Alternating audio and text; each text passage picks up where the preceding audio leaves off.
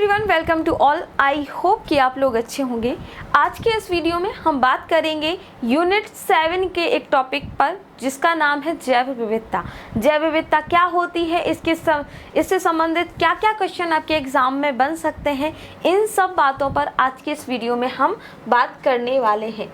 तो आइए शुरू करते हैं और सबसे पहले बात करेंगे कि जैव विविधता होती क्या है। जैव विविधता, जिसको इंग्लिश में हम क्या कहते हैं, बायोडायवर्सिटी। तो बायोडायवर्सिटी होती क्या है?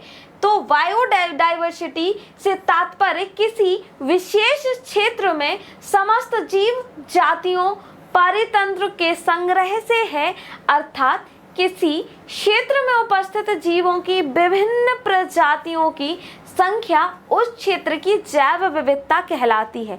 सामान्य भाषा में अगर हम बात करें तो किसी क्षेत्र विशेष में पाई जाने वाली जीव जंतुओं की जो संख्या है उसको हम क्या कहते हैं, जैव विविधता कहते हैं, यानी कि बायोडायवर्सिटी कहते हैं।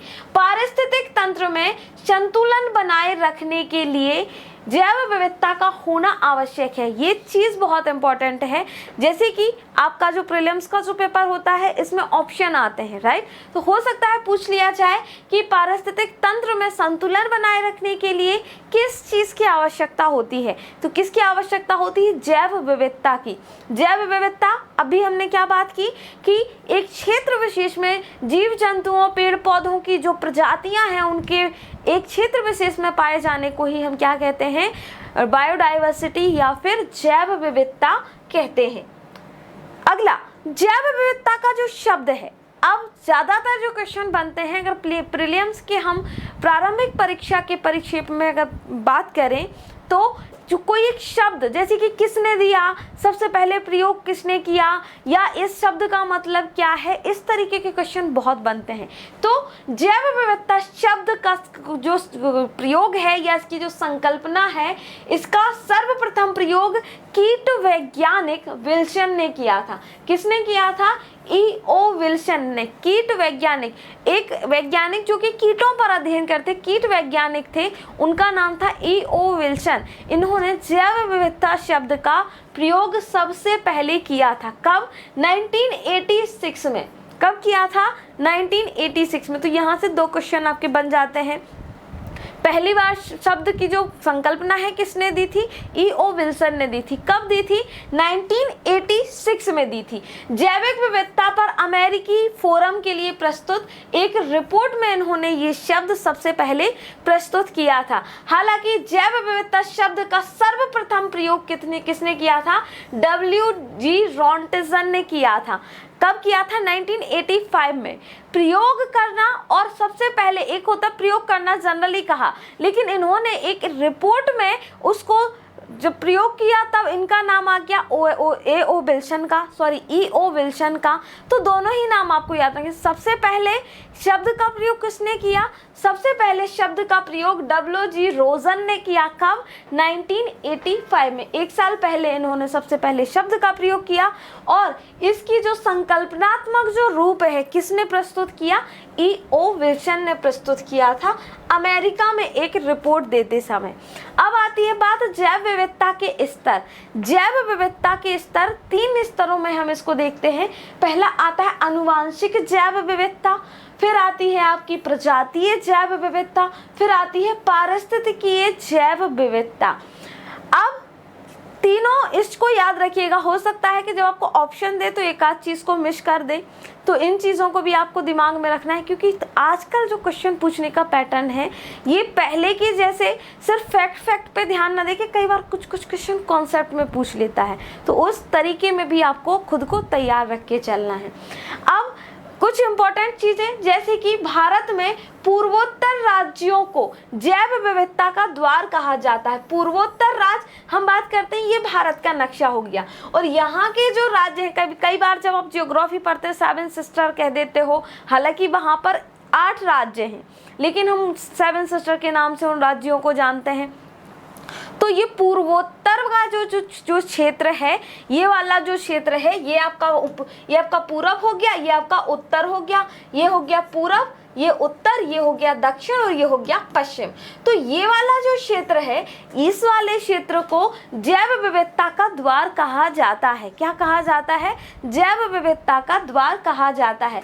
ध्रुवों से भूमध्य रेखा की ओर चलने पर जैविक विविधता बढ़ती है। ध्रुवों पर, ध्रुवों की बात करते हैं जब हम, ध्रुवों पर क्या है? बर्फ जमी हुई है, तो वहां पर ज्यादा से ज्यादा जब हम देखते हैं, बहुत न्यूनतम से न्यूनतम ही हमें वहां पर कुछ प्रजातियां देखने को मिलती हैं। हम ध्रुवीय क्षेत्रों में तो ऐसी बात नहीं कर सकते ना कि बहुत सारे कीट पतंगे होंगे, बहुत सारे पेड़ पौधे होंगे, बहुत रेयरेस्ट में बहुत ऐसे पेड़ पौधे जो वहां पर सरवाइव कर सकते हैं, कुछ ही ऐसे पौधे हैं और वही हमें वहां पे दिखाई देते हैं।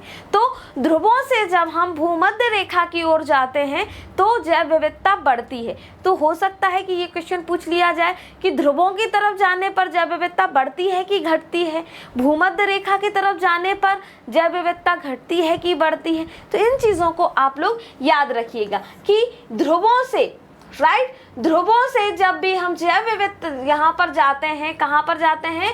भूमध्य रेखा की ओर जाते हैं, भूमध्य रेखा की तरफ जाते हैं, तो क्या होता है? बढ़ती है। क्या होता है? यहाँ पर बढ़ती है। यहाँ मैं थोड़ा सा आपको थोड़ा सा समझ के चलिएगा, थोड़ा सा, ठीक है? ये बढ़ती है और यही चीज हम यहाँ पे हम इसकी बात क्या कर रहे हैं? हम कह रहे हैं ध्रुव है, ये ध्रुव, ठीक है। और वही चीज जब हम ध्रुवों की तरफ जाएंगे तो जैव विविधता क्या होगी? कम होगी, ठीक है। तो इस चीज को याद रखना कि कहाँ बढ़ेगी, कहाँ घटेगी। ध्रुवों की तरफ जाएंगे तो कम होगी क्योंकि वहां पर बर्फ है, बहुत ज्यादा ठंड है। लेकिन जब हम भूमध्य रेखा की तरफ जाएंगे तो सबसे ज्यादा बारिश, जहां पर बारिश जहां होगी, वर्षा ज्यादा होगी, वहां पर प्रजातियां ज्यादा होंगी, वहां पर कीट पतंगे ज्यादा होंगे, ज्यादा से ज्यादा पेड़ पौधे होंगे, और जितने ज्यादा पेड़ पौधे होंगे उतनी ज्यादा जीव जंतुओं की, उतनी ज्यादा प्रजातियां उस जगह पर होंगी, राइट। तो इस चीज को भी आप लोग याद रखिएगा। भारत के पश्चिमी घाट की उभयचर प्रजातियों की जैव विविधता पूर्वोत्तर घाट से अधिक है, राइट। पश्चिमी घाट की जो उभयचर प्रजातियां हैं सबसे ज्यादा कहाँ मिलती हैं? पश्चिमी घाट में मिलती हैं, जबकि पूर्व की तरफ जब जाते हैं तो क्या हो जाती हैं? घट जाती हैं, ठीक है। चलो अगला, जैव विविधता के स्तर। अब यहाँ पे थोड़ी सी और चीजें देख लेते हैं जो ज्यादातर क्वेश्चन बनते हैं। अल्फा, बीटा और गामा, इस तरीके में हम जैव विविधता के स्तरों को देखते हैं। तो जैव विविधता के स्तर, अभी जस्ट हमने बात की थी ना, 3 स्तर होते हैं जैव विविधता के। पहला आता है आपका अल्फा जैव विविधता। अल्फा किसी क्षेत्र विशेष में उपस्थित प्रजातियों की कुल संख्या प्रजातियों की क्या कहलाएगी? अल्फा जैव विविधता कहलाएगी। वही दूसरी बात करते हैं तो बीटा जैव विविधता का अभिप्राय क्या होगा? संरचनात्मक विविधता से होगा।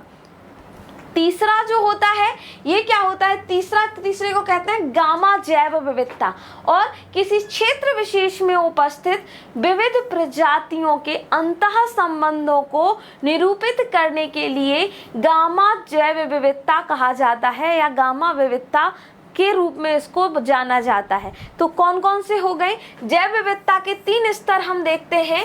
कितने स्तर देखते हैं? इसके हम 3 स्तर देखते हैं। एक देखते हैं हम अल्फा, दूसरा देखते हैं हम बीटा, और तीसरा देखते हैं हम गामा। अब इस चीज को याद करने के परिप्रेक्ष्य में आप कैसे याद कर सकते हैं?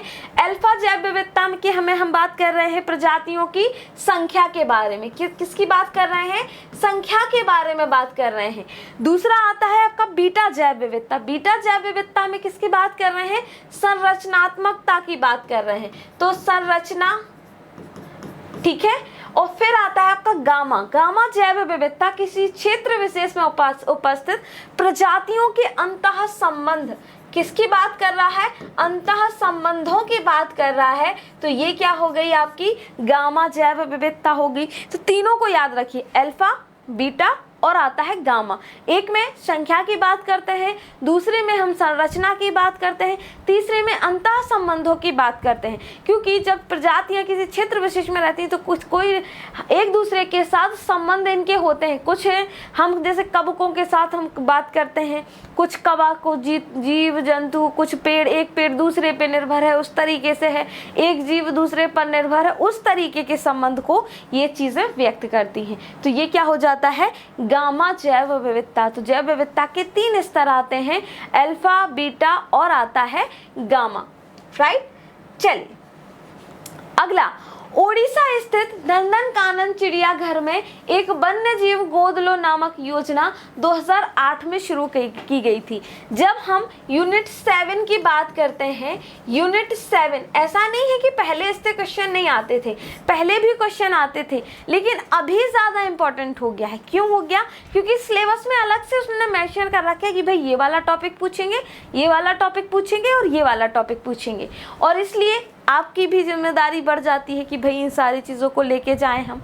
ठीक है, चलो, तो एक जीव वन गोद लो जो योजना है ये कब शुरू की गई थी? 2008 में। कहाँ पर ये शुरू की गई थी? ओडिशा के नंदनकानन चिड़ियाघर में। तो यहाँ से 2 क्वेश्चन बनते हैं। पहला तो कि ये योजना कहाँ शुरू हुई, कब से शुरू हुई, फिर आता है कि ये जो नंदनकानन जो आपका चिड़ियाघर है ये कहाँ पर है, क्योंकि इस तरीके के क्वेश्चन भी पूछ लिए जाते हैं कई बार। अगला आता है गुजरात स्थित जो गिर अभ्यारण्य है इसको एशियाई सिंह का घर कहा जाता है। क्या कहा जाता है? एशियाई सिंह का घर कहा जाता है, और इसे 1973 में राष्ट्रीय उद्यान घोषित किया गया था। कब? 1973 में राष्ट्रीय उद्यान घोषित किया गया था। तो एशियाई सिंह के लिए कौन सा प्रदेश जाना जाता है? तो आपका नाम आएगा गुजरात। कौन सी जगह? तो गिर राष्ट्रीय उद्यान को एशियाई सिंहों के लिए जगह के रूप में और एशियाई सिंहों के को घर के रूप में इसको जाना जाता है। अगला, भारत में अगर हम बात करें बाघों के बारे में, बाघ संरक्षण के बारे में, दूसरी चीज आती है कि मध्य प्रदेश बाघों की हाल फिलहाल में भी यहाँ पर संख्या बढ़ी है, हाल फिलहाल में चर्चाओं में भी बहुत ज़्यादा थे। उसके बाद आती है कि मध्य प्रदेश टाइगर स्टेट फिर से बन गया। तो वो सारी चीज़ें जब एक साथ इंक्लूड होती हैं तब एक क्वेश्चन बनता है। राइट, तो उसके लिए भी आपको ये वाला जो टॉपिक है ये थोड़ा सा देख लेना चाहिए। बाघों का संरक्षण, भारत में बाघ संरक्षण के लिए भारत सरकार ने 1 अप्रैल 1973 को टाइगर प्रोजेक्ट शुरू किया गया था। तो टाइगर प्रोजेक्ट कब शुरू किया गया था? 1973 में टाइगर प्रोजेक्ट शुरू किया गया था। और बाघ जनगणना की 2 विधियां, बाघों की जनगणना करने के लिए अभी हम बात कर रहे हैं 3000 से ज़्यादा बाघ हैं। ठीक है, पूरे भारत की बात करते हैं, फिर हम मध्य प्रदेश की भी बात करते हैं, तो इसलिए भी क्वेश्चन आपके लिए इंपॉर्टेंट हो जाता है। तो चीज़ आती कि हम गणना कैसे करते हैं। तो बाघों की गणना जो करने के लिए 2 विधियां अपनाई जाती हैं। एक आती है पगमार्क विधि। कौन सी विधि? पगमार्क विधि। और दूसरी आती है कैमरा ट्रैप विधि। दोनों विधियों को याद रखना। हो सकता है टर्म पूछ ले कि आपका ये जो पगमार्क विधि है ये किस चीज़ की गणना करने से संबंधित है। ठीक है, तो इस चीज को याद रखना। अगला आता है ओडिशा का जो नंदनकानन अभ्यारण्य दुर्लभ सफेद बाघों के लिए जाना जाता है। तो मध्य प्रदेश में बांधवगढ़ हो गया, सफेद शेरों के लिए जाना जाता है। दूसरी चीज, सफेद शेरों की भूमि रीवा को कहा जाता है। तो इस तरीके के क्वेश्चन थोड़ा सा इंक्लूड आप लोग कर लीजिएगा। हाल फिलहाल में जो बाघों के लाने की जो पालनपुर कूनो बहुत ज्यादा चर्चाओं में था। ठीक है, कहाँ से आए, कितने आए, और हाल फिलहाल में जब पालनपुर कूनो से जो शेर वहाँ से आए थे, जो बाघ वहाँ से आए थे, उनमें से एक बाघ की मृत्यु हो गई थी। उसका नाम भी याद रखना, उसका नाम था शाशा। तो ये क्वेश्चन भी पूछा जा सकता है, और हाल फिलहाल में चर्चाओं में रही चीज़ें ज़्यादा इंपॉर्टेंट हो जाती हैं। ठीक है, चलो 1972 में पूरे भारत में पहली बार बाघों की गणना की गई थी, जिसके अनुसार 1827 बाघ थे। अब मान के चलते हैं तो हमने इसकी दुगनी कर ली है, 3000 से ज़्यादा। अब हमारे पास लगभग 3200-3500 के समथिंग हमारे पास कितने हैं पूरे भारत में, पूरे बाघ हैं, और इसलिए ये चीज़ इंपॉर्टेंट हो जाती है। ठीक है, यहाँ से एक और क्वेश्चन बनता है, सबसे पहले बाघ संरक्षण जो अभियान है, बाघों का जो संरक्षण 1973 में हमने शुरू किया, सबसे पहले कहाँ से शुरू किया? तो ये जिम कॉर्बेट पार्क से शुरू किया था। कहाँ से शुरू किया था? जिम कॉर्बेट नेशनल पार्क से हमने शुरू किया था। और ये कहाँ पर आता है? जिसको पहले हेली नेशनल पार्क के नाम से जाना जाता था। नेशनल पार्क के नाम से जाना जाता था। हेली नेशनल पार्क के नाम से पहले इसको जाना जाता था। है कहाँ पर ये उत्तराखंड में है। उत्तराखंड में है, ठीक है। कहाँ है? उत्तराखंड में है। और जिम कॉर्बेट कब स्थापना की गई थी? 1936 में इसकी स्थापना की गई थी। और 1973 में जब हमने बाघों के संरक्षण के लिए प्रोजेक्ट शुरू किया, तब हमने यहाँ से शुरू किया। यहाँ से और चीज़ आती है, जैसे कि हम बात करते हैं टाइगर मैन की। विश्व में जो टाइगर को संरक्षित करने वाला सबसे पहले जो संकल्पना दी थी, गैनीमेड का नाम याद रखिएगा। क्या नाम याद रखना है आपको? विश्व में गैनीमेड बाघ संरक्षण के लिए, ठीक है। विश्व में गैनीमेड का नाम आता है। और भारत में किसका नाम आता है? कैलाश सांखिल्य का नाम आता है। कैलाश सांखिल्य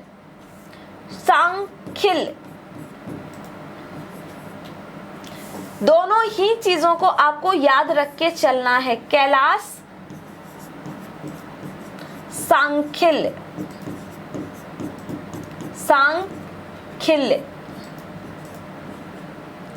ठीक है। तो इन चीज़ों को आप लोग थोड़ा सा देख के चलिएगा। और एक बार और एमपी का करंट अफेयर्स थोड़ा सा देख लीजिएगा बाघों के बारे में। हम टाइगर स्टेट है इसलिए भी इम्पोर्टेंट है, और जो बाघों की गणना की गई है उसके अकॉर्डिंग भी, ठीक है, तो इम्पोर्टेंट है। तो आज के इस वीडियो में बस इतना ही।